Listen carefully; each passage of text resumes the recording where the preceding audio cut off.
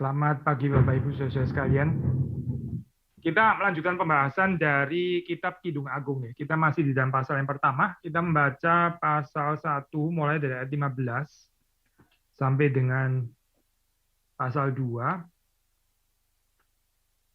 Saya membaca dari Kidung Agung pasal pertama ayat 15. Lihatlah cantik engkau manisku, sungguh cantik engkau, bagikan merpati matamu. Lihatlah tampan engkau, kekasihku, sungguh menarik, sungguh sejuk petiduran kita. Dari kayu aras balok-balok rumah kita, dari kayu eru papan dinding-dinding kita. Pasal 2. Bunga mawar dari Saron aku, bunga bakung di lembah-lembah. Seperti bunga bakung di antara duri-duri, demikianlah manisku di antara gadis-gadis. Seperti pohon apel di antara pohon-pohon di hutan, demikianlah kekasihku di antara teruna-teruna. Di bawah naungannya aku ingin duduk, buahnya manis bagi langit-langitku. Telah dibawanya aku ke rumah pesta, dan panjinya di atasku adalah cinta. Kuatkanlah aku dengan penganan kismis, segarkanlah aku dengan buah apel, sebab sakit asmara aku. Tangan kirinya ada di bawah kepalaku, tangan kanannya memeluk aku. Kusumpahi kamu, putri-putri Yerusalem, demi kijang-kijang atau demi rusa-rusa betina di padang. Jangan kamu membangkitkan dan menggerakkan cinta sebelum diingininya. Demikian pembacaan firman Tuhan. Mari kita masuk di dalam doa. Tuhan berkati perenungan pada pagi hari ini. Tuhan menolong kami untuk bisa mengerti firman Tuhan, keindahannya, dan kami mendapat berkat. Kami sendiri boleh mengalaminya di dalam kehidupan kami, di dalam pertolongan Roh-Mu yang kudus. Kiranya Tuhan memberkati hamba-Mu yang menguraikan, berkati juga saudara-saudari yang melayani di tim OVI. Kami menyerahkan juga di dalam cuaca yang kurang baik, Tuhan menjaga koneksi bisa tetap lancar. Dan kami berdoa untuk setiap kami yang mendengarkan, baik yang hadir di dalam gedung gereja maupun yang ada di rumah. Tuhan menyertai dan memberkati. Tuhan yang mengubah kami sekali lagi dengan kuasa firman Tuhan. Roh-Mu yang kudus bekerja di tengah-tengah kami. Demi Yesus Kristus kami berdoa. Amin.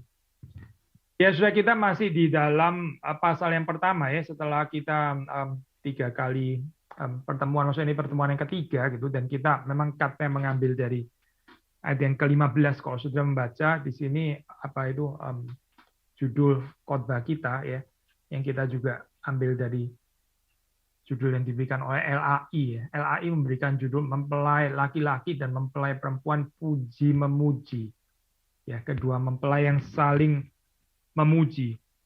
Ya sudah, sebelum ini ya, Gary Chapman mengeluarkan buku yang terkenal itu ya, Five Love Languages atau Languages of Love 5 ya. Salah satunya seperti kita tahu adalah Words of Affirmation ya. Kalau kita membaca di dalam kitab suci, sebetulnya ini sudah dibicarakan jauh-jauh hari ya.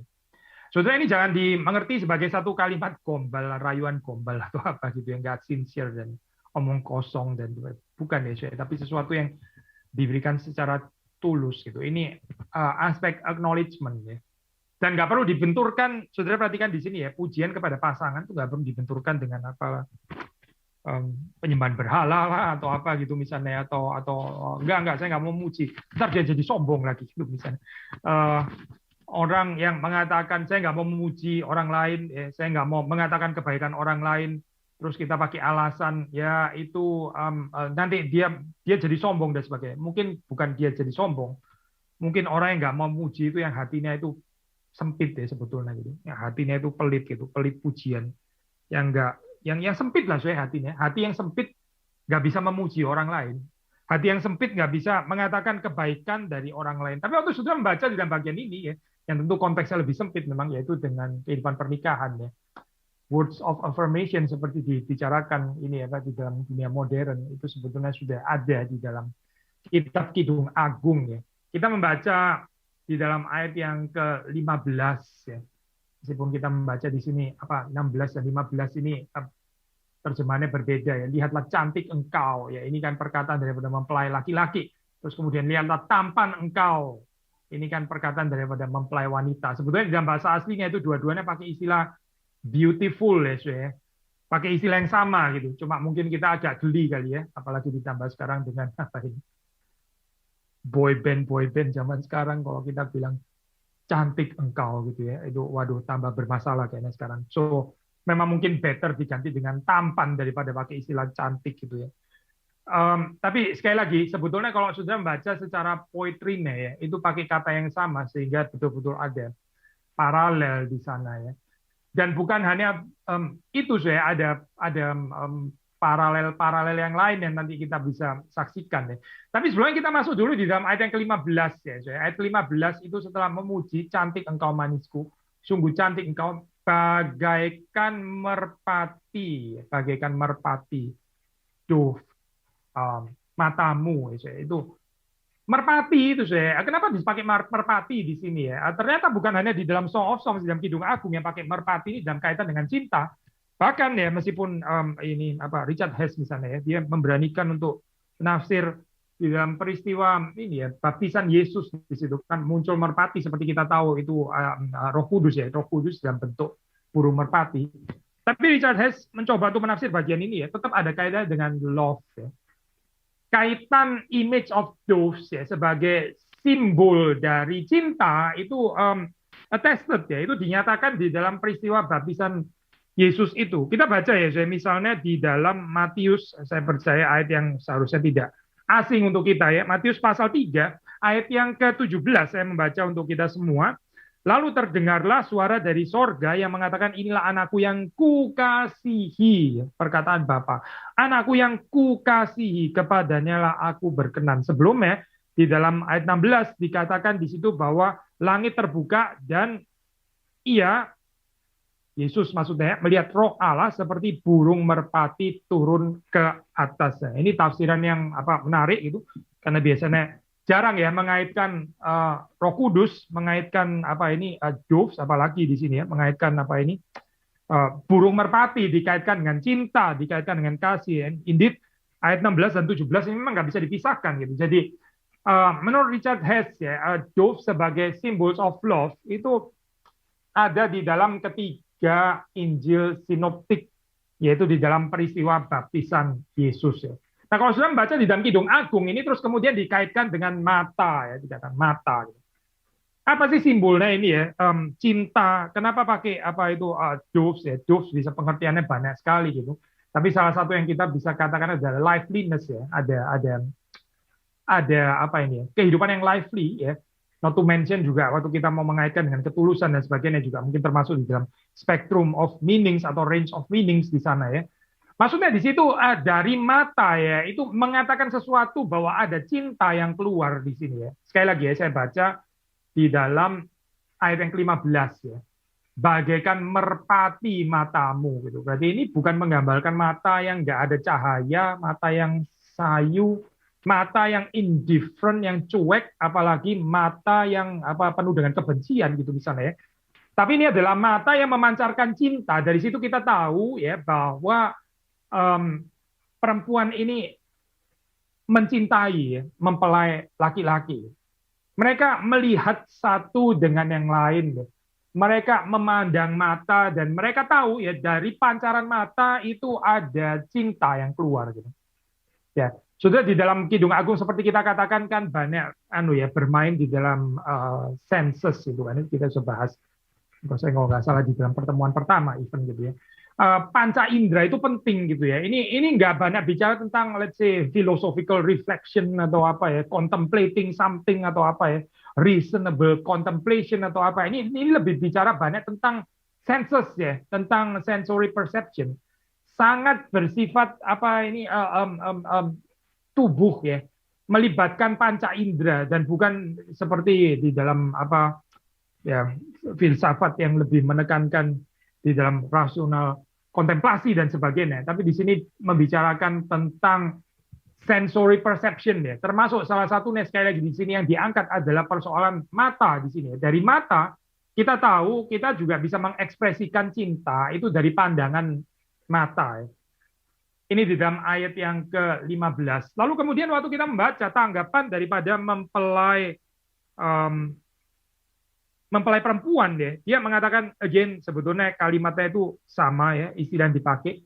Cuma di sini terus kemudian diterjemahkan menjadi tampan, ya kita bisa mengerti kenapa diterjemahkan seperti itu karena ini yang diadres adalah mempelai laki-laki ya. Ayat ke-16. Lihatlah tampan engkau kekasihku. Sungguh menarik, sungguh sejuk petiduran kita.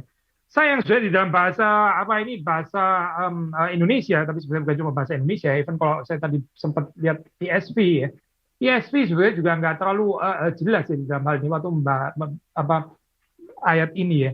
Our couch is green ya. Our couch is green. Di dalam bahasa Indonesia dikatakan di situ sungguh sejuk petiduran kita. Sebetulnya ini sudah di dalam bahasa aslinya ya. Itu istilah yang dipakai itu menarik ya. Ini istilah ra'anana itu artinya adalah spreading tree, spreading tree. Our bed ya atau our couch dalam terjemahan ESV cuma pakai istilah green gitu ya, hijau gitu saja. Oh kita pikir ini urusan warna gitu ya. Oh bednya petidurannya itu hijau gitu. Sebetulnya di dalam bahasa aslinya itu kalimatnya itu bukan hijau di dalam pengertian kalau diterjemahkan hijau pun artinya itu adalah seperti pohon yang spreading ya, seperti pohon yang bertumbuh ya, mau diterjemahkan hijau ya. Kalau di sini di bahasa Indonesia sekali lagi terjemahannya sejuk ya, sejuk petiduran kita. Lain lagi ya, saya ini ngomongin tentang hawa gitu ya. Orang Indonesia suka ngomongin hawa gitu. Panas, sejuk gitu ya.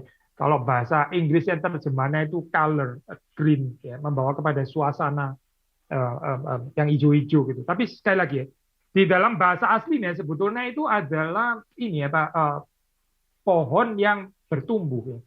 Pohon yang berkembang terus ya. Penekanan itu lebih kepada spreading ya daripada pohonnya ya. Lebih kepada the growth ya, the growth of the tree daripada tree-nya itself ya. Nah, apa artinya, Saudara? Ini berarti ya, Saudara, di dalam cinta itu ada pertumbuhan, deh. Cinta itu mempertumbuhkan. Cinta itu bukan statis, ya. Cinta itu bukan satu keadaan yang terus kemudian nggak berkembang, ya, nggak bertumbuh dan akhirnya juga nggak berbuah. Kita menantikan banyak buah, Saudara, di dalam kehidupan yang saling mencintai. Nah, di dalam hubungan suami istri tentu saja adalah buah yang paling dekat yang kita bisa bicarakan adalah anak ya, setelah itu dengan hubungan cinta ya, terus kemudian Tuhan mengaruniakan anak-anak itu tentu saja juga dengan tepat kita membicarakan anak itu sebagai buah ya, buah cinta gitu. Tapi ya selain anak tentu juga melalui cinta kita tahu kita juga bisa bertumbuh ya, pengharapan kita ya. Hidup ini perlu pengharapan saya, dan pengharapan itu terkandung di dalam cinta. Paulus di dalam 1 Korintus 13 mengatakan kasih itu mengharapkan segala sesuatu. Di dalam cinta itu ada pengharapan. Pengharapan itu terkandung di dalam cinta. Kita nggak bisa hidup tanpa pengharapan. Nggak bisa. Manusia itu hidup memerlukan pengharapan. Karena tanpa pengharapan, ya susah ya saya untuk melihat ke depan, untuk move on, untuk bergerak, untuk looking forward dan sebagainya. Kita nggak ada kekuatan. Dan pengharapan itu dari mana sih? Bukan dari optimisme naif, bukan, tapi dari mencintai sebetulnya. Orang yang mencintai itu mengharapkan. Waktu kita nggak mengharapkan lagi, kita sebetulnya berhenti mencintai. Waktu saudara mulai give up ya dengan relasi, baik relasi suami istri, relasi laki-laki dan perempuan, atau mungkin relasi yang lebih luas ya, persahabatan. Waktu saudara berhenti berharap ya, itu saudara berarti berhenti mencintai. Hope itu sendiri termasuk adalah spreading ini ya. Spreading tree ini termasuk gitu ya, di dalam bahasa yang highly poetical, petiduran kita ya, ini petiduran kita itu seperti pohon yang berkembang, yang akan bertumbuh ke atas, yang akan memberikan buah-buah ya. Selain hope ya, kita juga bisa membicarakan joy, membicarakan sukacita ya. Ini tadi pagi saya mengutip tentang perkataan Martin Lloyd Jones ya tentang sukacita. Kemarin saya baru ada seminar bersama dengan Emery ada di Eropa. Di situ kita membicarakan kaitan antara witness and joy atau joy and witness. Kita nggak bisa bersaksi tanpa sukacita ya. Kalau kekristenan itu dianggap sebagai agama yang suram, yang muram, ya, yang orangnya kayaknya troublesome gitu ya, kayaknya banyak masalah ya, dan nggak keluar-keluar kayaknya dari masalah. Sudah gitu terus kita menghias dengan kalimat, oh iya kita kan sedang pikul salib gitu ya. Kita sedang pikul salib, makanya kita muram dan suram karena sedang pikul salib, ini salibnya berat gitu. Saya sekali lagi ya untuk kesekian kalinya mengingatkan ya, Tuhan Yesus mengatakan kuk yang dia pasang itu enak dan bebannya pun ringan ya. Kalau saudara merasa kekristenan itu kuk yang nggak enak dan bebannya itu berat ya, ada yang salah di dalam kehidupan kita gitu. Joy itu adalah fruit ya daripada mencintai ya. Kita tentu saja bisa membicarakan joy di dalam berbagai macam aspek ya gitu. Joy sendiri adalah buah roh, kita membaca di dalam Galatia ya. Tapi kalau kita boleh mengaitkan dengan bagian kita hari ini, kita bisa bicara fruit of love, itu salah satunya juga adalah true joy. Kasih itu bukan kebetulan, itu di dalam pembicaraan Paulus disebut sebagai yang pertama, kasih, sukacita, damai sejahtera. Karena kasih yang sejati itulah yang membawa kepada sukacita. Sukacita ini berbeda ya dengan sukacita atau kesenangan yang dari dunia. Kesenangan dari dunia itu adalah kesenangan yang karena kita mendapatkan apa yang kita mau, misalnya ya.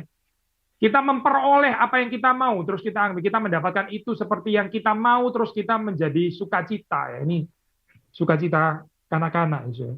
Kalau kita mengatakan sukacita dengan cinta, sukacita dan cinta itu urusannya apa sih?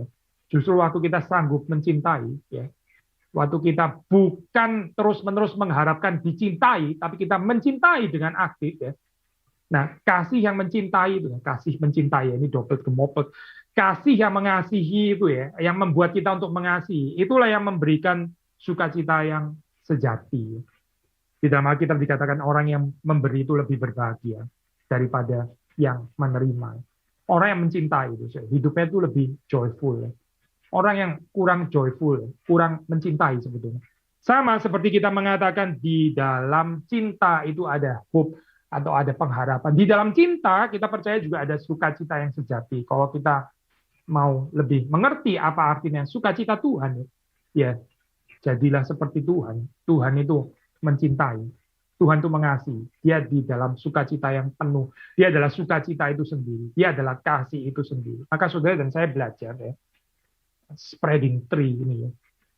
Ini tree yang nggak statis. Ini bukan tumbuhan yang diam terus, yang nggak bertumbuh.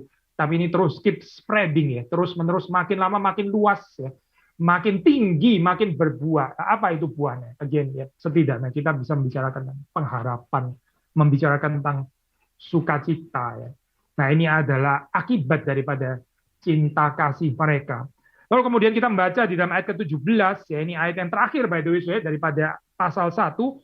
Ini diakhiri dengan pembicaraan kayu aras ya, balok-balok rumah kita, kayu eru papan dinding-dinding kita.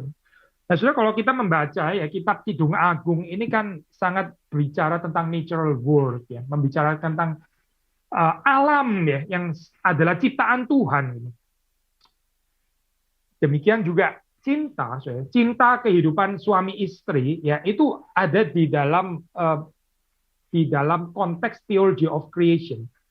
Di dalam teologi ciptaan, Tuhan memberikan itu sebagai kado ya, supaya manusia boleh bersukacita di dalamnya.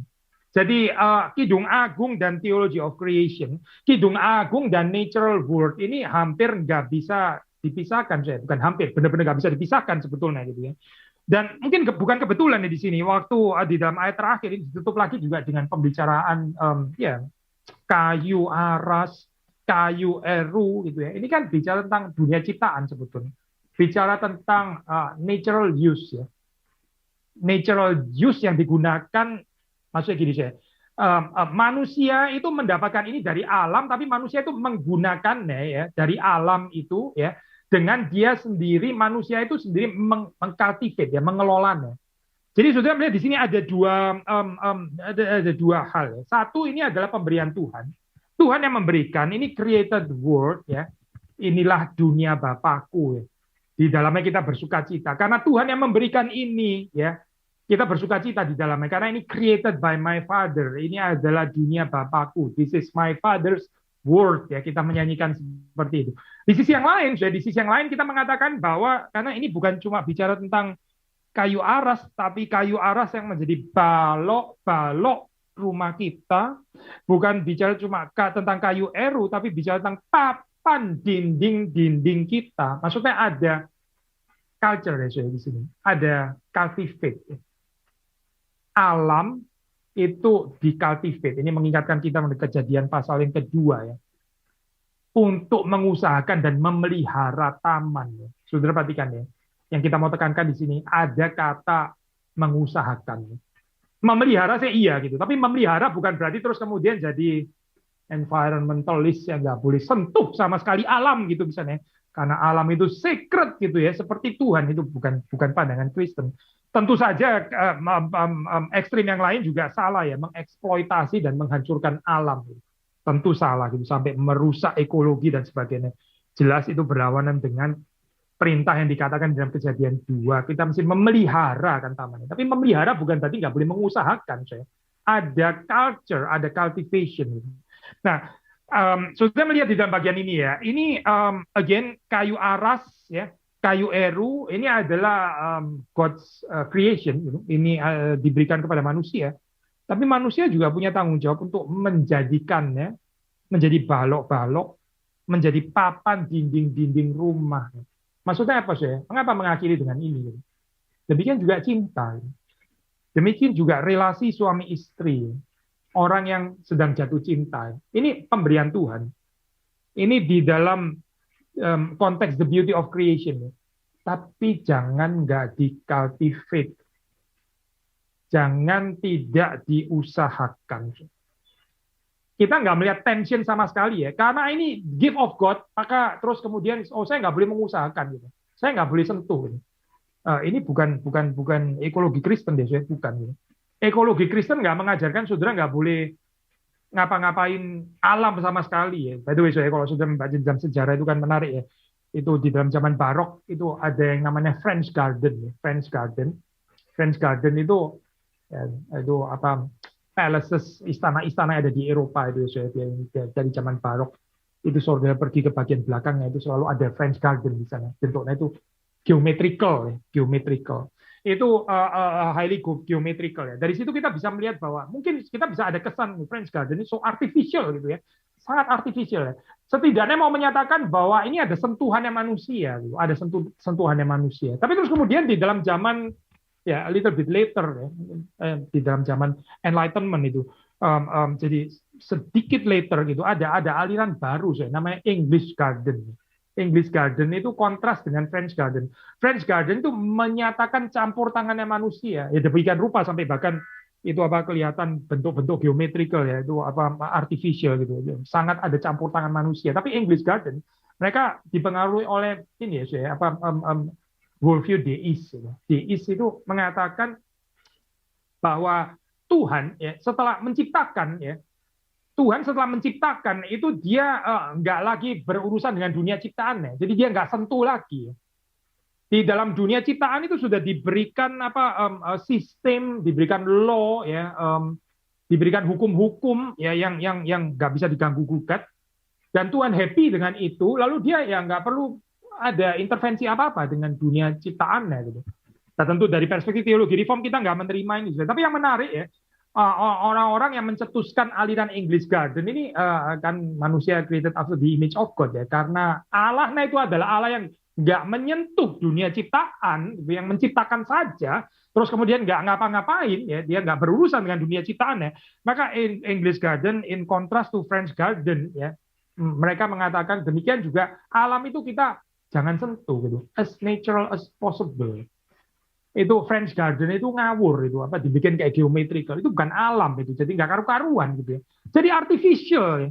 Jadi sesuatu yang sifatnya ini nggak alamiah gitu. Kita mau yang alamiah. Apa artinya alamiah ya? Menurut aliran English Garden ya alamiah itu kita nggak usah sentuh lah. Jadi kalau pohonnya begitu ya sudah biarin begitu, nggak usah digunting-gunting lah, nggak usah dibentuk jadi kayak apalah anjing lah apalagi gitu dan sebagainya. Itu aneh sekali, nggak ada pohon bentuknya anjing, itu nggak ada. Kelinci lalu apa gitu ya, kura-kura nggak ada itu. Sudah biarin dalam bentuk aslinya saja. Itu namanya English Garden ya. Kalau kita membaca kembali kepada Kidung Agung, ini menarik ya, saya. Kita melihat ini God's beautiful creation, ya. Memang pemberian dari Tuhan, tapi bukan berarti nggak boleh dikultivate, itu saya. Cinta itu perlu dikultivate, ya. Cinta itu perlu kita usahakan, bukan karena ini alamiah, terus jangan disentuh, gitu ya. Aliran ultra environmentalist, gitu misalnya. Bukan saya, itu bukan ajaran Kristen. Ajaran Kristen itu memberikan tanggung jawab, keberanian bahkan ya, the courage to cultivate, termasuk cinta ya. Kita jangan di dalam kehidupan suami istri itu kita kadang-kadang ya, orang sebelum menikah bergumul mati-matian. Apakah ini kehendak Tuhan? Apakah ini kehendak Tuhan? Apakah ini wanita yang disediakan Tuhan? Apakah ini pria yang disediakan Tuhan? Wah, berkumpul sampai doa puasa dan sebagainya. By the way, kita sudah sering bahas ini ya, Pak, poin seperti ini di Kelapa Gading gitu. Again, saudara kalau terus konsentrasinya di dalam apa ini pencarian kehendak Allah itu terutama mau mencari kehendak yang tersembunyi ya, dan bukannya kita berkonsentrasi fokus kepada kehendak yang dinyatakan, God's revealed will atau God's moral will. Saya pikir spiritualitas kita bermasalah. Nanti kita mirip jadi seperti kayak orang-orang pagan lagi ya, yang mau mengetahui kehendak yang tersembunyi. Tapi sudah tahu lah ya, di dalam orang Kristen seringkali bergumul seperti ini. Bergumul ya, ini betul nggak pekerjaan yang betul dari Tuhan? Saya mesti kerja di mana ini, company ini atau company itu, mesti nikah dengan ini atau itu, dan semua bergumul takut salah gitu. Dan akhirnya, oke, setelah bergumul, wah saya yakin inilah wanita atau pria yang diberikan Tuhan di dalam kehidupan saya gitu. Setelah itu akhirnya bubar pernikahannya. Terus kita mulai bertanya-tanya, jangan-jangan dia bukan perempuan yang diberikan Tuhan. Jangan-jangan saya salah nikah. Jangan-jangan ini bukan pria yang diberikan Tuhan. Salah nikah sih. Akhirnya ya bubar begini ya. Makanya dulu berarti cari kehendak Tuhannya salah. Itu simplistik sekali saya pikiran seperti itu. Orang bubar nikah itu nggak tentu karena pilih salah gitu. Orang bubar nikah sangat mungkin karena relasinya nggak dikultivate. Saudara mau kerja di company yang diberikan Tuhan, katakanlah ya. Saudara bekerja di tempat yang memang disediakan Tuhan. Terus saudara etos kerjanya berantakan. Ya saudara dipecat lah. Saudara bisa dipecat di sana. Gitu. Terus waktu saudara dipecat, saudara jangan bilang, oh ini ternyata bukan company yang disediakan Tuhan. Nanti dulu saudara. Terus jadi kalau Tuhan sediakan, kalau itu adalah perempuan dan laki-laki yang Tuhan sediakan, whatever you do, akan langgeng terus itu. Prinsip dari mana itu saudara? Prinsip dari mana? Pernikahan yang nggak dikultivate saudara, yang terus kita berkanjang hanya di dalam keyakinan. Ini pasti perempuan yang disediakan Tuhan. Ini adalah laki-laki yang disediakan Tuhan, tapi dia nggak membina pernikahan itu gitu. Ya rusaklah sudah pernikahannya gitu. Akan rusak gitu. Created world, yes, ini diberikan Tuhan. Ya, ini sola gratia, amin, sola gratia gitu. Tapi saudara mesti cultivate ya. Saudara dan saya mesti membina, kita mesti mengembangkannya gitu. Ini bicara tentang spreading tree. Ini bukan sesuatu yang statis ya. Lalu terus kemudian kita menghibur diri. Tapi ini sudah pohon yang benar. Saya sudah tepat kok berada di bawah pohon ini. Ini bukan bicara pohon statis yang sudah statis di bawah pohon itu. Ini bicara tentang spreading tree. Ini bicara tentang pohon yang bertumbuh dan berbuah ya. Kalau kita terus setia di dalam cerita cinta kita. Ayat yang pertama ya, dari Kidung Agung pasal yang kedua ya. Bunga mawar dari saron aku, bunga bakung di lembah-lembah. Bunga mawar dari saron aku. Ya. Ini istilah ini saya asphodel ya. Ini istilah yang sulit ya buat saya, at least ya, nggak tahu kalau buat saudara ya. Bunga mawar dari saron, ini asphodel ya. Bunga bakung di lembah-lembah, lotus of the valley. Lotus of the valleys. Bunga mawar ya, kalau kita dengar mawar gampang ya. Asphodel itu saya kalau kita membaca di dalam kitab suci Perjanjian Lama itu muncul di dalam Yesaya pasal 35. Saya ingin membaca ini bersama dengan saudara ya. Yesaya pasal yang ke-35. Ini istilah yang jarang ya saudara. Saya baca 1, 2. Padang gurun dan padang kering akan bergirang, padang belantara akan bersorak-sorak dan berbunga. Seperti bunga mawar, ia akan berbunga lebat. Ya. Bunga mawar, asphodel. Seperti bunga mawar, ia akan berbunga lebat, akan bersorak-sorak, ia bersorak-sorak dan bersorak-sorai. Kemuliaan Libanon akan diberikan kepadanya, semarak Karmel dan Saron, mereka itu akan melihat kemuliaan Tuhan, semarak Allah kita. Saudara, saya pikir kita bisa membaca Kidung Agung 2 ayat 1 ya, dari terang Yesaya 35 1 dan 2 yang juga mengambil asphodel ini ya. Di sini ada motif apa sih? Ada motif padang gurun ya. Ada motif berbunga lebat ya, blossom. Berbunga lebat dari padang gurun, bahkan padang kering ya. Berarti membicarakan apa sih? Membicarakan tentang keadaannya sebetulnya nggak menjanjikan ya. Ini wilderness gitu. Tapi bisa bicara fertilitas, bicara tentang kesuburan ya. Bicara tentang berbunga lebat ya. Yang akhirnya terus kemudian ada sorak-sorak sampai diulang dalam bahasa Indonesia di sini 3 kali ya. Akan bersorak-sorak, ya bersorak-sorak dan bersorak-sorai. Ditekankan sampai 3 kali di sini ya. Tapi saudara membaca terus kemudian di sini ada kemuliaan Tuhan.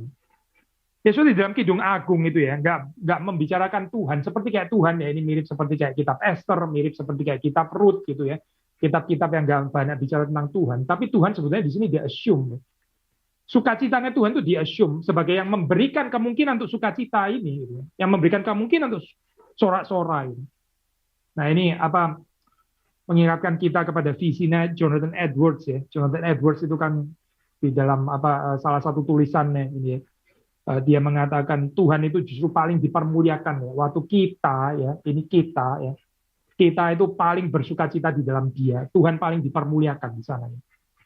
Maksudnya sih, Jonathan Edwards mau mengatakan bahwa nggak ada tension ya, antara sukacitanya kita kalau itu kita hayatinya di dalam Tuhan ya, dengan kemuliaan Tuhan. Ya, kita seringkali mengontraskan ya, Syekh. Kalau kita terlalu bahagia, terkayaknya Tuhan nggak seneng gitu misalnya. Seperti kayak Tuhan seneng kalau kita muram atau bagaimana sih, Syekh? Tuhan seneng kalau kita duka cita gitu misalnya, atau bagaimana ya? Itu di dalam bahasa Jerman ada istilah Schadenfreude ya. Schadenfreude itu apa itu cuman Inggrisnya ya. Ya orang yang bersuka cita karena kemalangannya orang lain gitu ya. Itu namanya Schadenfreude. Tuhan ya jelas bukan Schadenfreude lah, pasti tidak gitu ya. Ini aneh sekali berpikir Tuhan itu.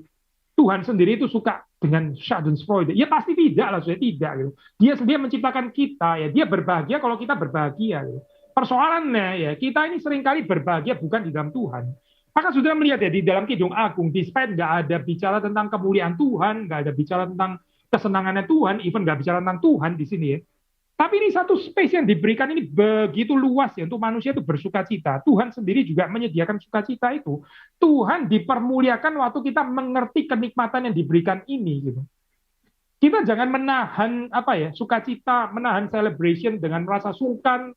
Ntar kalau kita celebrate, kalau kita senang-senang, apalagi dengan ini ya, masa kita terlalu senang dengan urusan seks kayaknya agak kurang kudus gimana gitu. Kita mestinya sukacitanya untuk atribut-atribut Allah gitu misalnya. Ini masih berpikir secara dualis ya, Justru Kidung Agung ini mau membebaskan kita daripada pemikiran dualis seperti ini. Tuhan itu bisa dipermuliakan melalui sukacita orang yang menikmati seks secara benar ya, di dalam Tuhan ini. Sudah membaca di dalam Yesaya 35 ayat 1 dan 2. Ini bicara tentang kemuliaan Tuhan. Asphodel. Ini bicara tentang ketidakmungkinan ya. Bisa ada blossom seperti ini ya. Ini padang gurun loh, padang kering ya. Mana mungkin bisa ada fruitfulness seperti ini. And yet asphodel, ya, bunga mawar itu dalam terjemahan bahasa Indonesia ya. Bunga mawar itu menjanjikan ini. Jadi ini bicara tentang image of fruitfulness di dalam kondisi yang nggak memungkinkan. Gitu. Relasi cinta, apalagi di dalam kehidupan suami istri ya, itu memungkinkan itu. Nggak penting sih saudara itu tinggal di mana. Nggak penting. Saudara mau tinggal di wilderness atau saudara tinggal di istana atau apa ya, that's not the issue. Kita jadi salah kalau kita berpikirnya seperti itu ya. Kita pikir kita mau tinggal, saya mesti tinggal di jenis rumah yang kayak begini, yang desainnya saya suka. Kalau nggak begini ya nggak ada cinta, nggak ada kebahagiaan ya. Asphodel, saya ingat ya, asphodel itu memungkinkan ada blossom despite ini sebetulnya padang gurun, gitu, padang kering. Gitu. Saudara mau tinggal di gubuk, kayak mau tinggal di apa, mau di istana atau apa. By the way, saudara, kita membaca di dalam Kidung Agung ini kan banyak imajinasi. Nah, ya. Saya cenderung sependapat dengan apa ini tafsiran yang mengatakan ini sebetulnya adalah imajinasi daripada gadis desa, gitu. Perempuan yang sederhana gitu, dan dia imajinasinya itu dengan Salomo dan istananya gitu ya, Salomo dan istananya ya, mempelai laki-lakinya sih most likely bukan Salomo sebetulnya gitu, tapi ya pemuda biasa gitu, tapi dia imajinasinya dengan Salomo dan istananya bisa sampai ke sana sih. Kenapa ya, ini bukan orang sakit jiwa, sekali lagi bukan ya, imajinasi bukan tentang sakit jiwa, tapi justru karena asphodel itu tadi ya, mawar itu ya, itu memungkinkan meskipun dia digubuk ya, tapi dia bisa melihat ini sebagai istana. Seharusnya imajinasi seperti ini nggak asing lah saya untuk saudara gitu ya, nggak asing untuk saudara dan saya. Tinggal di gubuk serasa istana gitu misalnya, tinggal di apa ini rumah yang sederhana tapi serasa apa ini apa pohon aras atau apa tadi ya, um, pohon yang tadi disebutkan ya, itu pohon yang apa yang bukan murah ya, tapi bisa imajinasi ke sana. In reality perhaps bukan itu. Gitu. In reality perhaps rumahnya gubuk. Jadi apa sih? Asphodel ini, motif ini ya, motif mawar ini mau menyatakan sejauh saudara dan saya ini mencintai. Ya. Sejauh kita ini digerakkan oleh cinta kasih ya, ini loh, relasi itu bisa seperti bunga mawar yang berada di padang gurun dan padang kering yang sebetulnya nggak memberikan alasan untuk orang bisa bergirang. Siapa sudah mau bergirang di padang gurun dan padang kering itu? Nggak cocok banget lah gitu ya. Kalau di tanah perjanjian ya iya gitu. Di wilderness siapa yang akan mau bergirang di sana? Tapi motif asphodel ini sekali lagi ya, motif bunga mawar itu memungkinkan itu. Bunga mawar ini apa sih? Kalau kita baca sekali lagi ya, kembali kepada ini di dalam Kidung Agung pasal yang kedua, bunga mawar dari Saron aku, bunga bakung di lembah-lembah. Ada confidence ya. As for me, I am the asphodel of Sharon, maksud. Dengan ini bukan sombong ya, bukan gitu. Ini confidence yang sehat, ini self esteem dan self image yang sehat. Maksudnya dengan kehadiranku ya, aku akan membawa, aku akan merubah padang gurun ini jadi tempat yang menyenangkan untuk didiami. Karena apa sih? Ya karena aku ini mawar. Karena saya ini asphodel dari Saron. Lihatlah Yesaya ya, yang nggak mungkin itu di wilderness, tapi mawar itu ya bisa ternyata bisa blossom juga. Kehidupan ini saya ada beauty ya. Waktu kita mencintai. Ada fruitfulness ya, despite the wilderness. Meskipun di padang gurun tetap ada buah yang bisa dinantikan.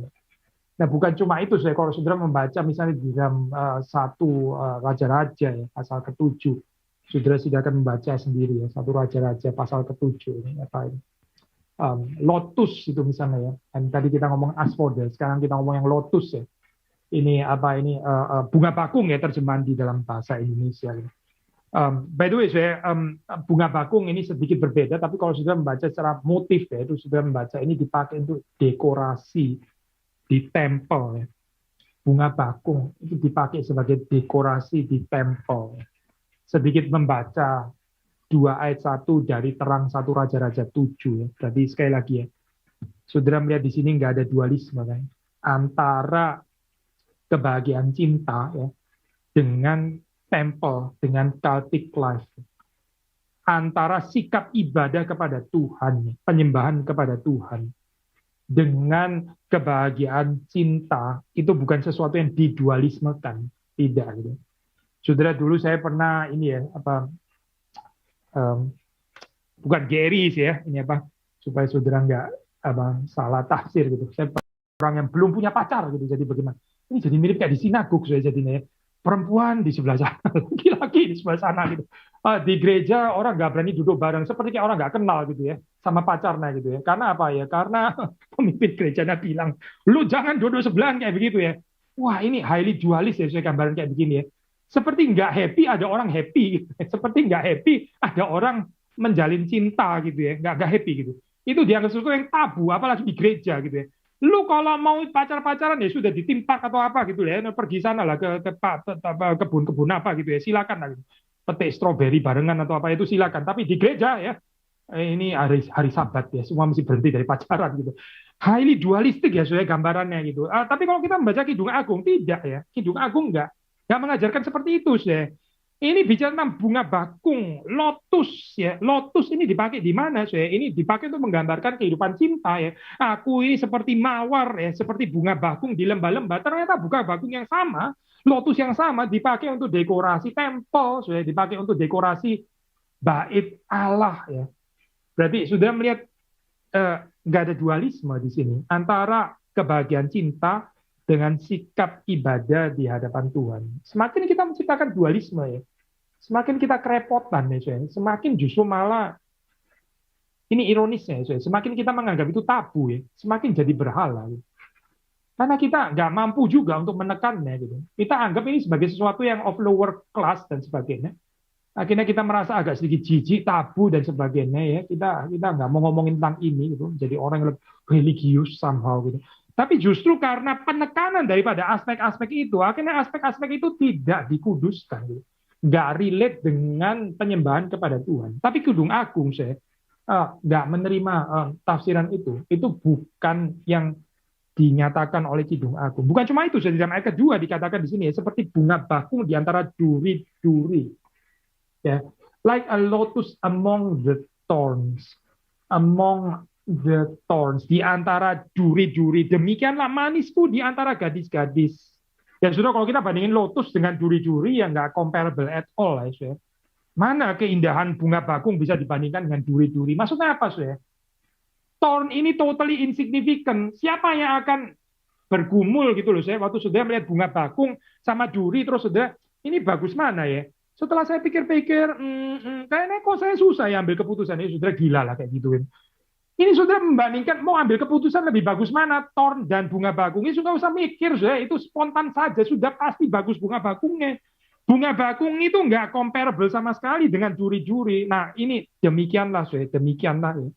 Waktu dikatakan seperti bunga bakung di antara duri-duri, demikianlah manisku di antara gadis-gadis. Dari perspektif mempelai laki-laki ya sudah nggak usah ada perempuan yang lain gitu, nggak usah gitu, nggak menarik. Perempuan yang lain itu seperti duri-duri, tapi mempelai perempuan ini ya inilah ini bunga bakung. Yang lain itu cuma terlihat seperti duri-duri. Ini hubungan pernikahan yang sehat ya, saya hubungan atau either pernikahan atau belum menikah ya, satu hubungan apa ya ini saya yang ada kebanggaan yang sehat. Ini jangan ditafsir seperti loh ini berarti anu dong dia menghina gadis-gadis yang lain. Bukan, saya jangan ditafsir ke sana gitu ya. Sama seperti saudara juga waktu membandingkan bunga bakung dan duri, terus kita nggak lucu kalau kita tafsir. Oh, kita juga mesti menghargai ciptaan Tuhan seperti duri-duri. Duri kan juga ciptaan Tuhan, jangan dihina tuh. Bukan ke situ message saya.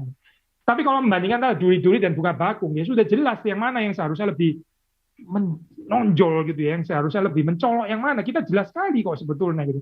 Demikian juga ya orang yang mencintai ya seseorang itu dia ada decisiveness ya, hatinya itu bukan mendua gitu, dia bukan pikir-pikir ya ini atau itu ya, karena ini kayaknya kakinya lebih menarik ya, tapi waduh hidungnya agak pesek masalahnya gitu ya, mana yang hidungnya mancing, tapi kakinya panjang sebelah, waduh susah juga ya akhirnya nggak decisive, lihat-lihat kanan kiri terus dan sebagainya. Tapi sudah membaca dalam ayat kedua di sini ya, seperti bunga bakung di antara duri-duri, demikianlah manisku di antara gadis-gadis. Jelas perhatiannya itu hanya kepada satu orang ini saja, satu orang, satu gadis ini saja, bukan yang lain.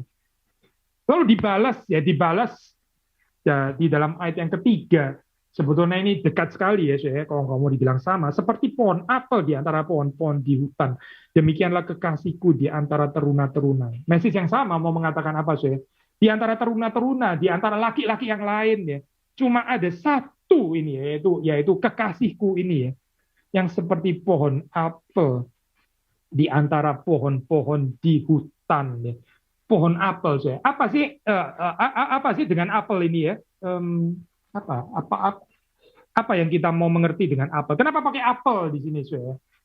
Nah, ini apel sih. Kalau kita membaca di dalam Perjanjian Lama sih, itu apel ini itu punya nuansa. Ini menyediakan refreshment ya. Ini ya kesegaran. Gak usah jauh-jauh sih. Masih di dalam pasal yang sama ayat kelima ya. Saya baca ya. Kuatkanlah aku dengan penganan kismis, segarkanlah aku dengan buah apel. Segarkanlah aku dengan buah apel. Buah apel itu saya di dalam ini ya apa um, um, zaman yang dulu ya. Kalau kalau sekarang sih apel urusan diet lah, urusan apalah, keluarin batu empedu lah, macam-macam. Jadi sekarang jadi ini ya, saya apel pengertiannya jadi banyak gitu. Apple cider vinegar dipakai untuk menurunkan gula lah dan sebagainya. Wah, jadi banyak sekali saya pengertiannya apel. Tapi pada zaman itu saya apel tuh nggak dimengerti sebagai satu makanan yang apa ini ya untuk apa nourish gitu ya, bukan dianggap sebagai satu makanan sehat, tapi lebih dimengerti sebagai refreshment. Refreshment sekarang apa ya saya? Refreshment ya, sudah tahu makanan refreshment gitu. Maksudnya sebetulnya kita ya kita makan bukan makan itu sih. Mungkin kita juga apa waktu makan ya kita makannya bukan itu ya. Kita makan roti, makan daging gitu kan ya. Nah, itu yang betul-betul untuk sustenance kan ya, untuk mempertahankan kehidupan, untuk menyambung kehidupan. Tapi apel ini adalah makanan untuk refreshing sih, makanan untuk refreshing. Nah, ini menarik saya. Waktu dikatakan apa itu kekasihku itu seperti pohon apel, refreshing, sesuatu yang refreshing. Dan apel itu saya itu di dalam rasanya itu ya memberikan satu apa ya ya apel itu kalau sudah makan itu nggak membosankan, apalagi ini ya apel yang paling kecut gitu ya saya. Saya nggak tahu sih sudah doain kecut atau enggak gitu. Kalau kita makan manis kita bisa nek ya. Kalau makan kecut itu bisa menyegarkan gitu. Saudara, minum minuman yang ini kita bahas Alkitab agak jarang ya ke arah sini. Karena ini kita poetry soalnya gitu. Jadi kita nggak fun kalau bahasa secara skolastik dan analytical, nggak masuk sih untuk hidung aku gitu. Nah, saudara kalau minum ini ya, minuman yang refreshing ya. Mungkin saudara bukan expecting minuman yang manis kali ya, tapi saudara expecting minuman yang ada kecut-kecutnya gitu. Itu bisa lebih menyegarkan. Apel itu memberikan hal seperti itu ya, saya. Ada certain pleasure dari taste yang disediakan. Not to mention juga baunya, saya, baunya gitu. Jadi ada taste dan ada odornya, ada bau ya, ada semerbaknya. Dan dia menggambarkan kekasihnya itu seperti pohon apel yang berbau ini ya, berbau menyenangkan dan juga memberikan rasa yang nikmat, yang refreshing ya, yang menyegarkan. Maksudnya dia mau mengatakan apa sih? Saya juga mau menikmati kekasihku seperti saya menikmati apel ini. Kekasihku itu sesuatu yang bisa di-tasting, yang saya bisa mencicipinya, yang saya bisa menikmatinya. Cinta itu banyak urusan dengan taste ya, sudah, bukan urusan dengan intellectual cognitio gitu misalnya, bukan berurusan dengan intellectual apa comprehension, nggak masuk lah sudah. Saudara menggambarkan cinta dengan gambaran seperti itu kan aneh sekali gitu. Tapi ini something yang di taste ya, sesuatu yang dirasakan, sesuatu yang akan menyegarkan. Maka dia menggambarkan kekasihnya itu seperti bunga bakung di antara duri-duri, dijawab dengan kekasihnya ya seperti pohon apel di antara pohon-pohon di hutan. Demikianlah kekasihku di antara teruna-teruna. Maksudnya seolah mau mengatakan yang lain-lain tuh nggak terlalu refreshing ya. Tapi kamu bau semerbakmu itu menonjol, mengalahkan semua yang lain. Dan rasamu itu ya berbeda dengan semua yang lain. Berbeda dengan semua pohon-pohon di hutan, teruna-teruna yang lain. Di bawah naungannya aku ingin duduk. Buahnya manis bagi langit-langitku. Ini menarik, sih. 3B ini menarik. Bagi saya sangat menarik. Mengapa, sih? Karena kalau saudara melihat di sini ya, saudara melihat ini seperti pohon apel di antara pohon-pohon di hutan.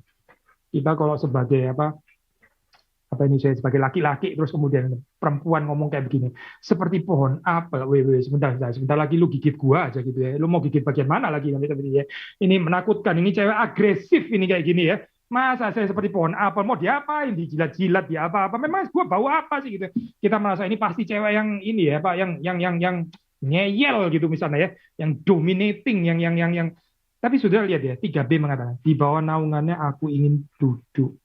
Buahnya manis bagi langit-langitku. Saya bandingkan dengan perkataan di dalam terjemahan bahasa Inggris ya, di dalam 3B ini. With great delight I sat in his shadow. Yeah. I sat in his shadow. Di dalam bahasa Indonesia, saudara, naungannya ya, naungannya itu ya, naungan saudara mengerti. Saya nggak tahu saudara baca naungan itu apa maksudnya. Naungan ini maksudnya in his shadow. Nah ini mengingatkan kita ya, saudara ingatkan ya di dalam bagian-bagian awal dia itu gosong, dia itu hitam karena terbakar oleh sinar matahari. Ingat ya, kita membahas bagian itu. Tapi di sini dia mendapatkan perteduhan, dia mendapatkan ini apa shadow dari kekasihnya. Indah sekali ya saya gambarannya. Sangat kontras dengan gambaran waktu dia kerja, disuruh kerja oleh anak-anak laki-laki ibunya. Dia nggak even bicara her brothers, tapi anak-anak laki dari ibuku itu menyuruh aku ya. Kita sudah bahas bagian ini kan. Lalu di sini dikontraskan dengan kekasih lakinya ya, yang memberikan kepada dia perteduhan. Dia bisa berada di naungannya. Aku ingin duduk. Ya. Apa sih ini saya gambaran? Ini gambaran submission sebetulnya saya. Gambaran perempuan bukan yang tadi ya, seperti kita antisipasi kok kayaknya agresif gitu ya misalnya, ini menggambarkan saya sebagai apel gitu misalnya. Tapi ternyata tidak, so ini bukan model perempuan yang seperti itu. Ini perempuan yang tahu submit, perempuan yang bisa relax, perempuan yang bisa membiarkan dirinya itu duduk di bawah naungan dari kekasihnya, mempelai laki-laki. Buahnya manis bagi langit-langitku. Ya. Ini apa? Again, kalau kita baca ini di dalam bahasa Inggris, in its shade I delight to sit, its fruit is sweet to my palate. Ya. Jadi dia merasa waktu dia dekat dengan kekasihnya ya, dia mendapatkan perhentian ya, dia mendapatkan apa ini ya, istirahat, gitu. Dia bisa mendapatkan relief ya dari matahari yang terik itu, gitu. Dan dia berharap ya kehadiran suaminya itu ada di dekatnya dan menyediakan refreshment seperti ini ya, menyegarkan dia, nggak seperti apa pekerjaannya yang berat di bawah terik matahari ya, nggak ada belas kasihan daripada saudaranya laki-laki ya. Tidak demikian kekasih laki-lakinya, dia bisa berteduh di bawah naungannya. Aku ingin duduk, buahnya manis bagi langit-langitku. Again ya, di sini pakai metafor apa itu taste, sangat membawa kita kepada imajinasi sensual pleasures ya, indeed sensual sense. Indra ya, kenikmatan indra yang diselebrate di sini ya, buahnya manis bagi langit-langitku ya. Bisa ditafsir saya ke arah ini ya, apa itu love making termasuk di dalam bagian ini ya. Kita bisa tafsir ke arah sana gitu. Dan apalagi ya ini waktu kita membaca di dalam ayat yang keempat ya, bicara tentang wine, tentang rumah pesta ya. Ini Indonesia menerjemahkan dengan rumah pesta ya. Kalau kita bandingkan dengan bahasa Inggris, ini bahasa Indonesia kayaknya apa morally sekali ya, saya terjemahannya gitu ya, terjemahan yang sangat moral gitu ya, kurang berani menerjemahkan. Tapi kalau kita bandingkan di dalam ini ya, apa terjemahan bahasa di dalam terjemahan ini ya, apa ESV memang pakai banqueting house ya di sini ya. Tapi ada terjemahan yang membicarakan tentang ini ya, apa itu house of wine nih, house of wine. Ya ternyata ESV juga lumayan ini ya, mirip dengan bahasa Indonesia banqueting house, rumah pesta ya. Sebetulnya bisa diterjemahkan juga dengan house of wine nih. Waktu kita memilih misalnya terjemahan ini ya, rumah anggur, rumah anggur. Maksudnya apa sih? Ini bukan bicara tentang satu tempat untuk drunken gitu misalnya, terus kehilangan self control dan sebagainya. Ya ini kalau seperti itu ya betul-betul karnal ya. Tapi seperti kita membaca di dalam pasal yang pertama itu wine itu kan image of wine ya. Ini saya baca lagi ya, Kidung Agung 1 ayat 2 yang kita sudah bahas itu. Karena cintamu lebih nikmat daripada anggur. Ya. Cintamu lebih nikmat daripada anggur. Ya. Itu anggur di sini dipakai ini image of wine. Ini dipakai di dalam kaitannya dengan cinta, bahkan dengan love making sebetulnya gitu ya. Jadi instead of bicara tentang drunkenness, ini house of wine ya, atau rumah banquet atau rumah pesta, jangan ditafsir untuk menuju kepada ketidakpenguasaan diri, mabuk-mabukan dan sebagainya, bukan ya saya, tapi ini adalah simbol dari erotic love sebetulnya. Ini simbol daripada cinta erotis, ya, cinta erotis. Dan waktu dikatakan di dalam um, apa ini saya ayat yang di bagian B itu ya, saya baca di sini di dalam pasal 2 ayat yang ke berapa ya? Ayat yang ke 4b ya. Dan panjinya di atasku adalah cinta. Waduh sulit ya saya bahasa Indonesia ya. Panjinya di atasku adalah cinta. Kita coba lihat variasi terjemahan ini ya bahasa Inggris. His banner over me was love ya. Banner ya. Panji itu terjemahan yang lain saya mungkin bisa menolong kita untuk bisa mengerti ya. Itu his intent for me is love. Terjemahan lebih sederhana. His intent, panjinya bendera. Dan memang ini bahasa poetis ya, saya poetry gitu. Jadi kita panjinya ini maksudnya apa sih ya? Ini ngomongin apa sih? Kenapa bawa-bawa bendera gitu ya? Kita jadi bingung maksudnya.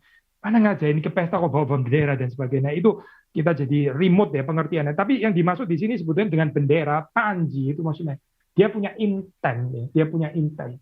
His intent for me is love ya. Tujuannya dia, reasonnya dia, ya, alasannya dia ya kemauannya dia itu yang dimaksud dengan panji maksudnya itu sih keinginan dia maksudnya dia itu adalah apa sih adalah cinta jadi sekali lagi ya ini dibawa ke banqueting house ke rumah pesta house of wine ya rumah anggur lalu terus kemudian apa yang dimaksud ya ya terus kemudian di sana menikmati hubungan yang intim ya dengan ya atau antara suami dan istri itu ya cinta yang lebih nikmat daripada anggur. Anggur itu sudah sangat nikmat, tapi cinta ini lebih nikmat bahkan daripada anggur. Lalu kemudian kita mendapati di dalam bagian yang berikutnya itu muncul lagi apa ini motif yang lain yaitu kuatkanlah aku dengan penganan kismis, segarkanlah aku dengan buah apel ya. Sebab sakit asmara aku. Penganan kismis, segarkanlah aku dengan buah apel. Nah di sini apa ya itu bicara tentang refreshment lagi ya, refreshing, refresh ya. Mengapa perlu di refresh? Kalau di sini di dalam bahasa Indonesia-nya terjemahannya sebab sakit asmara. Ini juga terjemahan yang baik ya. Tapi sebetulnya di dalam terjemahan bahasa Inggris itu lebih sederhana ya. I'm faint with love. Ya. Ini terjemahan Indonesia-nya juga bagus ya. Sakit asmara ya. Sakit tapi sakit asmara. Maka karena sakit ya, karena sudah faint ini semaput gitu ya, sudah mau pingsan gitu ya. Ini maka perlu penyegaran, perlu refreshment. Apa artinya saya di sini ya? Ini apa bisa beberapa hal yang kita bisa tafsir. Raisin saya itu ada seperti kita tahu raisin ini apa? Ini kan anggur yang dikeringkan ya, kismis ya. Itu di dalam kepercayaan pada saat itu dipercaya sebagai ini ya, apa makanan yang bisa stimulate the mind ya. Ini sebagai satu makanan yang bisa menstimulasi pikiran. Jadi sekali lagi saya ini mendukung bahwa rumah anggur tadi ya nggak boleh ditafsir drunkenness itu salah banget itu. Karena kalau ditafsir sebagai drunkenness loh, ini kok bicara raisin gitu kan ya. Raisin itu kan stimulating the mind. Kalau gitu ya lebih baik jangan distimulat dong, lebih baik di switch off aja sekalian supaya liar gitu ya. Ini nggak bicara cinta yang liar saya. Ini tetap bicara cinta yang still ada pengendalian diri ya. And yet pengendalian diri ya, self control, temperance itu bukan berarti terus kemudian ini nggak berani ada sensual pleasure. Ya. Nah, ini yang indah di dalam hidup aku. Sekali lagi ya saya, kalau kita asketik pietis ya jadi susah sih mengerti ini ya. Kita akan akhirnya tafsirnya itu yang highly religious gitu misalnya ya. Kita nggak berani mengatakan kalimat-kalimat seperti ini. Tetapi bagi Kidung Agung ya itu nggak ada tension gitu.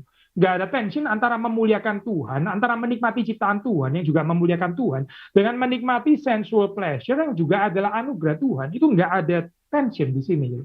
The beauty daripada Kidung Agung ya. Maka di sini saya instead of bicara drunkenness, bicara makan kismis ya, penganan kismis cake ya, ini kue yang di apa yang sudah diadon dia di apa ini namanya dibuat begitu ya. Ini dipercaya meningkatkan kesadaran ya, stimulating the mind. Ya. Bisa saja saya ini waktu makan ini ya sebagai apa ya, satu pengganti gitu, substitusi karena apa ya, ya ini kekasihnya kan nggak sedang pada dia gitu, nggak sedang ada pada dia, jadi ya supaya ada distracting gitu ya, maksudnya supaya kita ini ada pengalih perhatian karena sakit asmara ya ini ya, terlalu sakit gitu ya, terlalu sakit, saya perlu kue kismis untuk menggantikan ya, saya perlu apa, buah apel ya, buah apel untuk menggantikan gitu. Nah ini buah apel pun juga ambiguous ya, soal pengertiannya. Kita bisa tafsir ya, tadi buah apel dikatakan sebagai sesuatu yang refreshing kan gitu ya, memberikan satu apa ini kesegaran gitu. Tapi kan tadi kita sudah membaca di dalam ayat yang ketiga, itu kekasihnya kan seperti pohon apel. Kekasihnya itu seperti pohon apel. Waktu di sini dikatakan dia mau makan buah apel, maksudnya ini juga bisa di dalam pengertian dengan makan buah apel, dia jadi bisa lebih mengingat suaminya, seperti kayak suaminya atau mempelai laki-laki. Again ini nggak penting ya, apakah sudah atau belum menikah, kita bisa assume sudah menikah ya, juga juga bisa seperti itu. Maksudnya dengan makan buah apel, ya ini seperti kayak menggantikan kehadiran suaminya. Suaminya itu seperti buah apel, seperti pohon apel. Dengan makan buah apel, ya dia seperti sedang menikmati uh, uh, suaminya gitu. Highly imajinatif ya, yang dikatakan di sini. Yang kita nggak cukup waktu untuk membahas lebih detail lagi. Saya langsung saja kepada ayat yang terakhir. Nah, kalau saudara, sebetulnya ada satu ayat juga yang penting tadi, karena kita mengatakan ini ya, gambaran apa, perempuan yang submisif tadi dikatakan, ditegaskan sekali lagi di dalam ayat yang ke-6 ya. Tangan kirinya ada di bawah kepalaku, tangan kanannya memeluk aku. Saudara mendapati again, sangat nggak tepat ya kalau saudara mengerti ini sebagai perempuan yang dominating, yang agresif, yang apa itu namanya, yang suka gigit-gigit suaminya dan sebagainya. Bukan. Kenapa? Karena saudara membaca di sini di dalam apa ayat yang ke-6 ini, his left arm, his left arm maksudnya ya, his left under my head, his right arm embraces me. Dia menempatkan dirinya ya, itu apa di dalam passive mode ini ya, dia resting di in her lover's arm, dia resting di dalam pelukan dari sang kekasihnya. Ini Richard Hess bicara tentang passively yielding ya, menyerah secara pasif ya. Terus perempuan itu sangat anggun ya, saya kalau ini ya, passively yielding ini adalah keanggunannya perempuan gitu. Perempuan kalau dominating, perintah-perintah, bosi dan sebagainya, waduh, saya ini kayak monster ya, saya gambaran gitu. Sudah itu terus gigit-gigit lagi gitu ya, gigit-gigit karena dia melihat laki-laki itu seperti pohon apel gitu ya, gigit beneran akhirnya gitu. Itu mengerikan ya, saya perempuan-perempuan seperti itu. Tapi sudah mendapatkan di sini ya gambaran passive yielding. Dia memberikan suaminya atau mempelai lakinya, kekasih lakinya itu untuk memimpin. Tangan kirinya ada di bawah kepalaku, tangan kanannya memeluk aku, dan dia menikmati security dan trust yang disediakan oleh mempelai laki-laki. Dia bukan memosisikan dirinya sebagai seseorang yang mencari dan mengusahakan security and trust ya. Sekali lagi ya, perempuan yang seperti itu sebetulnya kasihan ya, hidupnya itu pasti ya, sangat-sangat lelah. Yang menyediakan security and trust itu laki-laki ya, bukan perempuan. Perempuan itu adalah menikmati security dan dia bisa fully trusting kepada suaminya ya. Nah, of course suami yang nggak bisa dipercaya itu masalah gitu. Suami yang nggak menyediakan security ya tentu saja masalah, sudah. Karena apa ya? Bagaimana dia bisa passively yielding seperti itu ya? Ini adalah ayat yang menegur bukan hanya wanita, tapi juga menegur laki-laki juga. Betul nggak laki-laki itu menyediakan tangan kirinya di bawah kepala perempuan? Betul nggak laki-laki itu menyediakan tangan kanannya untuk memeluk? Ya, ini khotbah untuk laki-laki, tapi khotbah untuk perempuan juga. Betul nggak perempuan itu bisa passively yielding seperti digambarkan di sini? Ya ini sudah mau pingsan ya, sudah mau semaput ya, fainting ya, sakit asmara. Lalu terus kemudian dia memberi dirinya itu dipeluk oleh suaminya. Terakhir saya ayat yang ke-7. Kusumpahi kamu putri-putri Yerusalem demi kijang-kijang atau demi rusa-rusa betina di padang. Sumpah bawa-bawa kijang dan bawa-bawa apa ini rusa gitu ya. Bukan bawa-bawa kijang dan panther dan apalagi gitu ya. Kijang dan rusa-rusa betina ya itu. Tapi apa sih sebenarnya? Kenapa mesti ada sumpah di sini ya? Dan terutama kalimat terakhirnya itu, ya, jangan kamu membangkitkan dan menggerakkan cinta sebelum diingininnya. Apa ini artinya, so? Kehidupan saling mencintai, ya, termasuk yang melibatkan sampai sensual pleasure dan sebagainya. Ini indah. Ini adalah God's blessing. Ini adalah God's gift. Ya. Ini adalah the beauty of creation, betul. Ya. Tetapi ya ini ekstasi ini ya bukan sesuatu yang saudara dan saya itu mempermainkan. Bukan sesuatu yang untuk disalahgunakan. Ini something yang secret. Ini diberikan oleh Tuhan pada waktunya. Maka di sini dikatakan jangan kamu membangkitkan dan menggerakkan cinta sebelum diingininnya. Ya. Saya terjemahkan terjemahan bahasa Inggris ya. That you not stir up or awaken love until it pleases. It-nya itu apa sih? Ya cinta itu sendiri kan ya. Kok bukan Tuhan ya di sini? Kenapa pakai it ya? Bukankah lebih indah kalau pakai Tuhan? Sebetulnya Tuhan di sini di-assume. Tapi ini cintanya seperti kayak dipersonifikasi gitu. Until it pleases. Nah, sudah di dalam mitos pada zaman dulu ya, ini mitos kuno, sudah tahu kan ya, itu ada yang namanya Cupid ya. Cupid itu biasanya digambarkan ini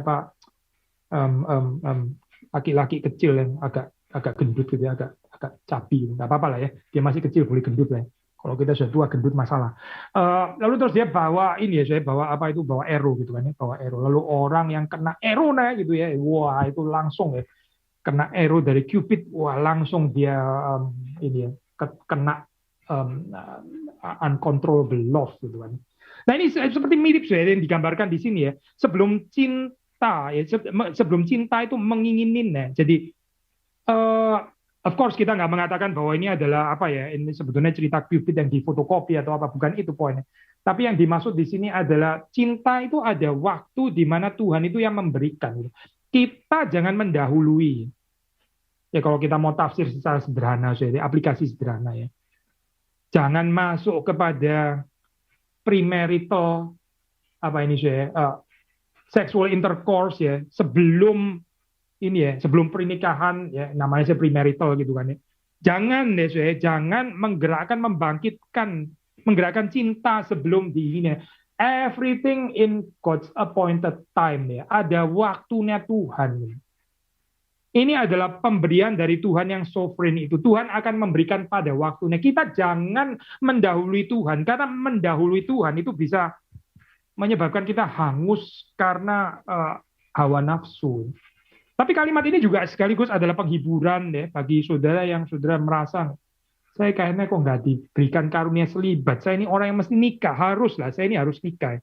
Ya tunggulah waktunya Tuhan. Ya. Tunggulah waktunya Tuhan. Nanti Tuhan akan menyediakan pada waktunya gitu. Saudara jangan mendahului waktu Tuhan. Nah tentu saja di sisi yang lain kita juga harus mengusahakan. Again, not without cultivation tadi kita mengatakan ya. Pemberian Tuhan, yes pemberian Tuhan. Ada tanggung jawab kita untuk mengusahakan juga. Maka sekali lagi ya saya, waktu di sini dikatakan, kusumpai kamu putri-putri Yerusalem demi kijang-kijang atau rusa-rusa betina di padang. Jangan kamu membangkitkan dan menggerakkan cinta sebelum diingininnya. Ini bukan perkataan seorang perempuan yang sempit terus kemudian nggak kepingin orang lain punya pacar gitu misalnya, bukan. Tapi di dalam pengertian mau mengatakan bahwa hubungan cinta ini adalah something yang very sacred. Ini adalah pemberian Tuhan, betul. Ini adalah God's beautiful gift in creation, in our natural world, betul. Ya. Tapi ini juga sekaligus adalah sesuatu yang sakral di hadapan Tuhan, bukan untuk dipermainkan. Saudara, saya berharap kita yang sudah menikah ya, saudara ingat ya, waktu kita menikah itu kita bukan menikah hanya untuk kesenangan kita sendiri, ya. Bukan cari our own happiness, tapi kita ada janji loh di hadapan Tuhan.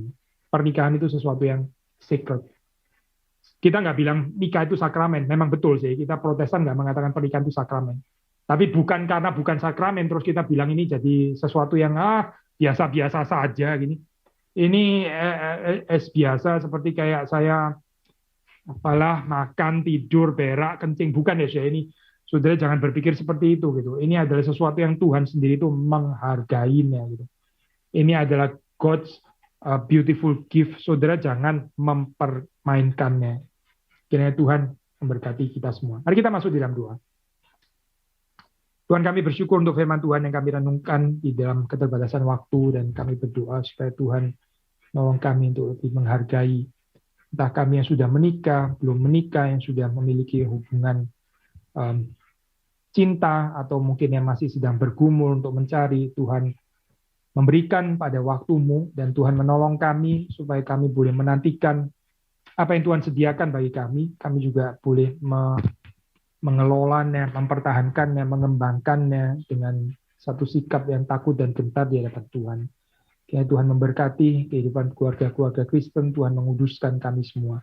Demi Yesus Kristus kami berdoa. Amin.